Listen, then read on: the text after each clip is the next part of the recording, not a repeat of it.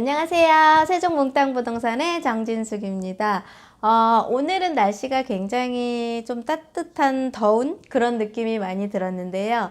오늘은 제가 세종시 3-1 생활권에 있는 대평동 지역을 좀 다녀왔습니다.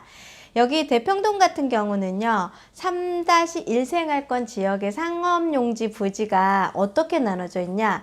3생활권 쪽으로 기준으로 보셨을 땐 수변상가도 좀 있고요. 그 다음에 아파트, 대림 이편한 세상이라든가, 그 다음에 이쪽에 아파트 해들마을 기준으로 해서 상가들이 밀집이 돼 있고요.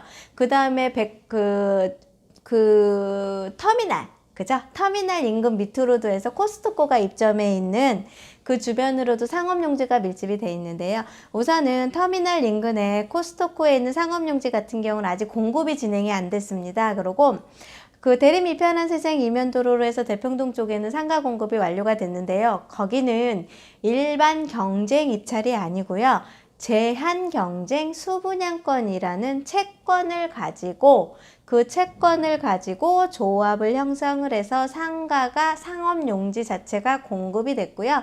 거기에 대대적으로 가장 큰 대형 상가를 세팅하고 있는 게 해피라운 페스타나 해피라운 블루 그런 업종들이 세팅이 많이 돼 있습니다. 그래서 3-1 생활권 같은 경우도 터미널 인근과 종합운동장을 테마로 가지고 들어가 있는 상업용지인데 아직까지는 아파트는 그래도 입주가 어느 정도 완료가 됐는데 종합운동장이라든가 터미널이라든가 그런 게 아직까지는 미흡해요. 그러다 보니까 상권이 활성화가 많이 돼 있지는 않지만 그래도 상가 공급은 완료가 돼서 상가 건물이 많이 지금 준공이 돼 있는 상태도 있고요.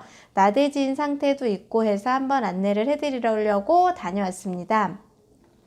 대평동 같은 경우 3-1 생활권 같은 경우 얼마 전에 들으셨죠? 대림 이편한 세상 같은 경우가 9구인데요. 9구로 공급이 됐는데 매매 금액이 12억을 찍었습니다. 그래서 대평동에 있는 아파트들의 입지 여건도 굉장히 좋고 아파트 가격도 굉장히 많이 상승이 되는 지역 중에 한 곳인데 거기에 있는 상업용지들은 아직까지는 조금 시간이 좀 더 필요한 것 같습니다.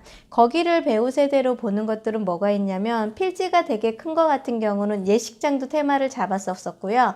그 다음에 동물원이라든가 그런 테마를 잡아서 상가 공급을 했고 임대도 완료를 시킨 상가들도 있고 또 그 바로 옆에는 오피스텔도 세팅이 돼 있기도 하고요. 그래서 오로지 올상가로만 상업용지이기는 하지만 올상가로만 세팅이 된 게 아니라 오피스텔도 들어가 있고 조금 세종 시민들이 즐길 수 있는 대형 필지이다 보니까 규모가 큰 상가들이 세팅이 된 곳이 3-1 생활권 대평동 지역입니다. 여기 같은 경우는 주거보다는 일반적인 터미널과 가깝다 보니까 상가들이 세팅이 좀 많이 돼 있고요. 그러므로 인해서 상가 세팅으로 인한 이제 그 공급 물량과 주변의 여건과 그 다음에 상업시설이 먼저 준공이 난 거에 대한 그 주변 여건이 아직은 미흡하다 보니까 아파트 가격은 상승을 해서 많이 상향이 됐지만 상가 시장은 어렵기도 하고요. 영상에서 보시겠지만 공실도 좀 많이 있습니다. 그러고 세종에서 상가가 굉장히 이제 처음부터 물량도 없었고 공급 물량이 없으면서 많은 분들이 수요가 많았었는데 아쉬웠던 점 아까 보시면 제가 아파트가 막 12억 찍었던 대림 이편한 세상 상가가요.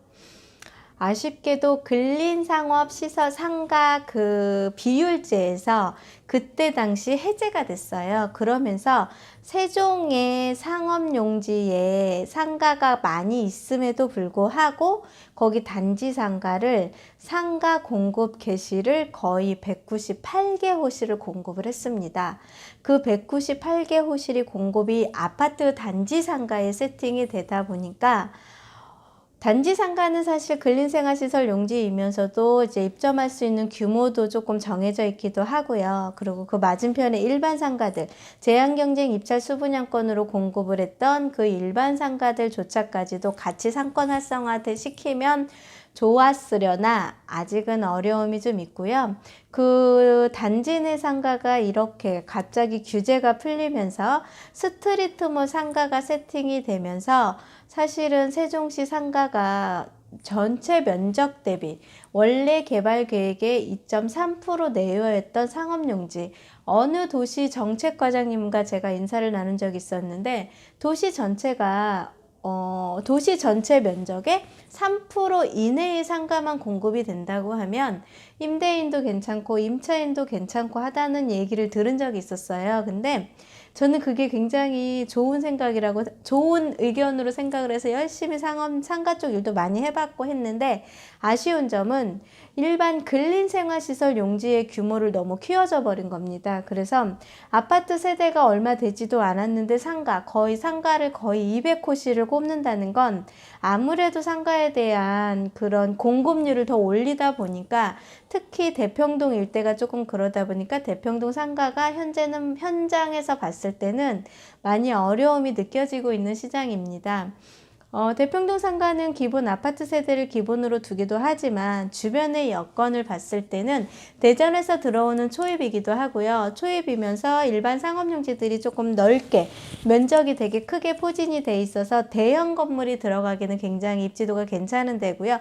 그걸로 인해서 삼성서비스센터, 삼성전자라든가 그 다음에 LG전자라든가 거기 있는 업종들이 지금 현재는 많이 들어가서 입점을 해서 영업을 하고 있는 상태예요. 그래서 상가가 공실도 많고 상권이 어렵게 형성이 되고는 있지만, 그래도 나름 필요한 업종들이 하나하나 세종에 세팅이 되고 있습니다. 그래서 물론 지금은 세종의 상가를 너무 힘들다고 많이들 얘기를 하시는데, 힘든 것도 맞지만 뭐가 조금 얘기가 돼야 될 것 같냐면, 임대인분들의 희생이 조금 있으셔야 될 것 같아요. 내가 시장에서, 신도시인 시장에서 상권이 활성화가 되고 모든 시장이 원활하게 지정이 될 때는 구도심으로 넘어가는 단계가 있는데, 그게 기본적인 10년이라는 시기를 넘겨야 되고요.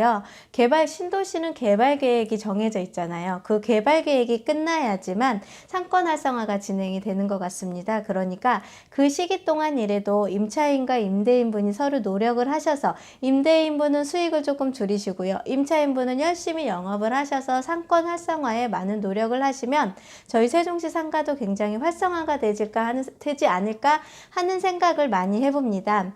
세종시 상가에 대해서 궁금하신 사항 또는 알고 싶은 사항이 있으시면, 많은 특색이 있는 상가들이 세종은 많이 포진되어 있거든요. 언제든지 연락을 주시면 최선을 다해서 상담을 해드리겠습니다. 즐겁고 편안한 시간 되십시오. 세종 몽땅 부동산의 정진숙이었습니다.